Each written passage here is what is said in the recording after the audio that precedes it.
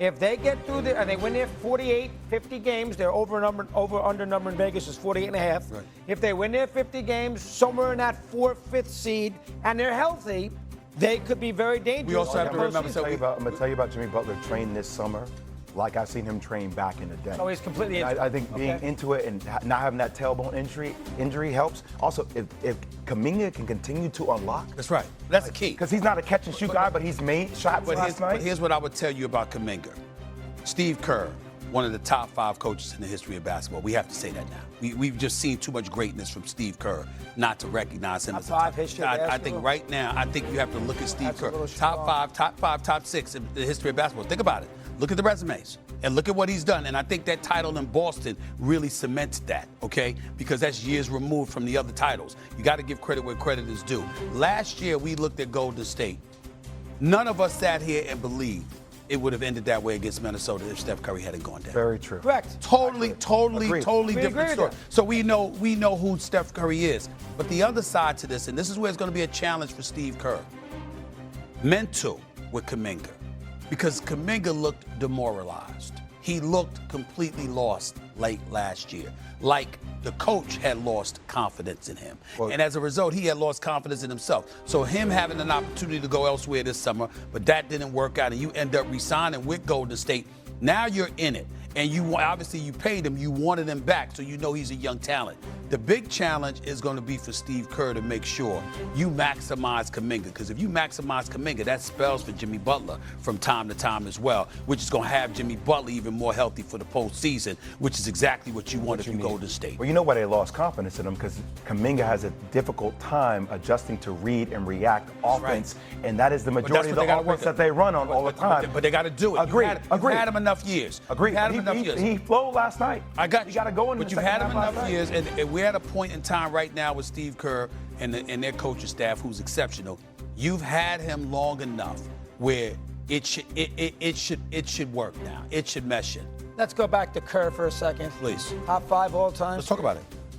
Let's talk about it. Well, Riley, better coach. Phil Jackson. Phil Jackson's a better coach. Okay. Auerbach's a better coach. Okay. Popovich is a better coach.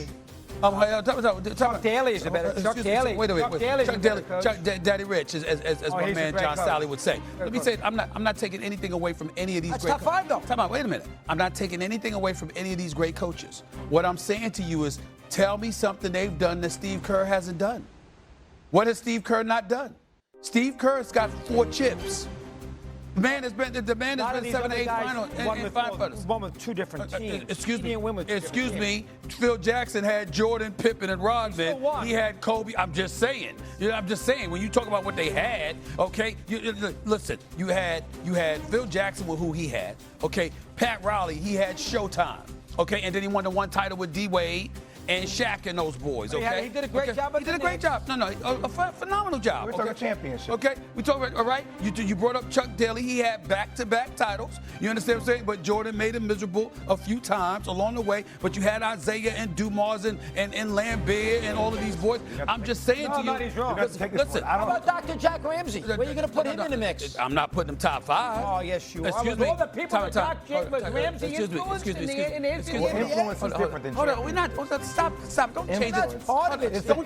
Don't change it into a conversation where we're trying to scale. disrespect anybody. We're not doing that. I'm just saying, we talk about top 5. Dr. Jack Ramsey was up, won the title down 2-0 to Philadelphia, came back with Bill Walton and the crew and beat him, but that was the lone title.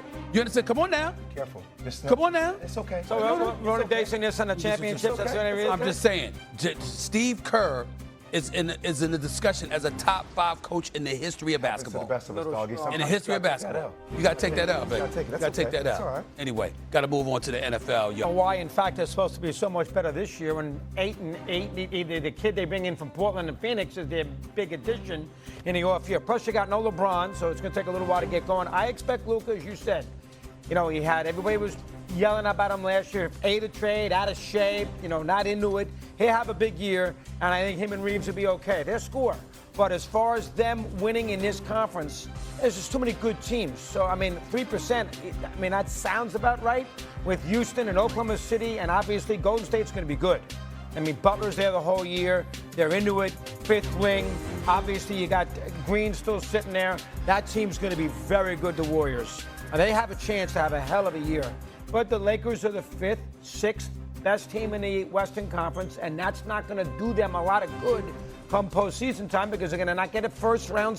They're going to be no home court first round. They're going to have trouble getting out of the first round to make a long story. I'm going to say, well, we know that. We know that that's definitely going to be the case because you've got OKC and Houston. Once Kyrie and Anthony Davis come back, you've got Dallas, you've got Minnesota, you've got Denver who reloaded, and now they've got some depth. So there's about 5 teams that you think about before you even think about the Lakers. Let's get that out of the way first. Having said all of that, I will say this. I believe in J.J. Redick as a coach. I think that J.J. Redick is going to be a star coach in this league for a long time to come. I really believe in him, and I really believe in his ability to make adjustments and to make them better. I think they'll get better. I don't think last night is an indication. Certain teams are your kryptonite, y'all. And I think that when you look at Golden State's ability to shoot perimeter shots, everybody can't shoot like that. Everybody can't shoot like that. And I think that's what you got to remember. Most teams are not going to cause the problems for the Lakers that a Golden State Warriors team will cause. That's how I'm looking at that. I also want to say this. LeBron with the scatter and all of that. Listen, we all know that this is the most well-conditioned athlete, one of in the history of the NBA. He takes care of himself. I'm not saying the injury isn't serious. I'm saying that I have every confidence that he'll be able to come back and do the kind of things that we know he's capable of doing, giving you his 25 a night. That offsets some of the defensive woes because of what he's going to bring you offensively as well. DeAndre Ayton seemed clueless out there. It's going to take him a while to get going because it always takes him a while to get going. And then even then he fades and, boy, he comes back. He's like a roller coaster. We get all of that. In the end, I think we look at the Lakers. I think the one positive to peel out is that Luka was out there showing he's ready. Doing his stuff. He's ready doing his thing. He's elite. So for him to come out there, and we all know what a stud Jimmy Butler is or what have you, and to see Luka just going at him or anybody else, you got to love that. Here's what I love about the Warriors. My only question about them is they're being undersized. That's it. When I looked at Houston, which we'll get into later, and I look at them starting 4 guys 6'11", when I look at OKC with their size, when I think about Dallas and their size, and you think about playoff basketball, you know that could potentially spell trouble. But I like what I'm seeing for the Warriors, and I'm going to say this. It's crazy that the man is old and everything like that. Man, I think Al Horford is a tremendous addition for Golden State. And here's why. He's smart. He's a champion. He defends, okay? And you can't leave him open. He'll make open shots. He'll make spot-up open shots. And that's going to help take some of the pressure off of Draymond Green, who's just a future Hall of Famer. I mean, the brother's just a brilliant basketball player, brilliant basketball mind. So when you look at Golden State and Kuminga, and their mission is to make sure that everybody is, your stars are getting 34 minutes or less. That's their mission, quietly, that nobody's getting more than 34 minutes. If they pull this off, that means other cats will have stepped up, and you'll have more confidence in them come playoff time if you're Steve Kerr. And that is what I think is going to bode well for the Golden State Warriors. I think the Lakers simply lost to a better team last night, a team that's tailor-made, that they're tailor-made for.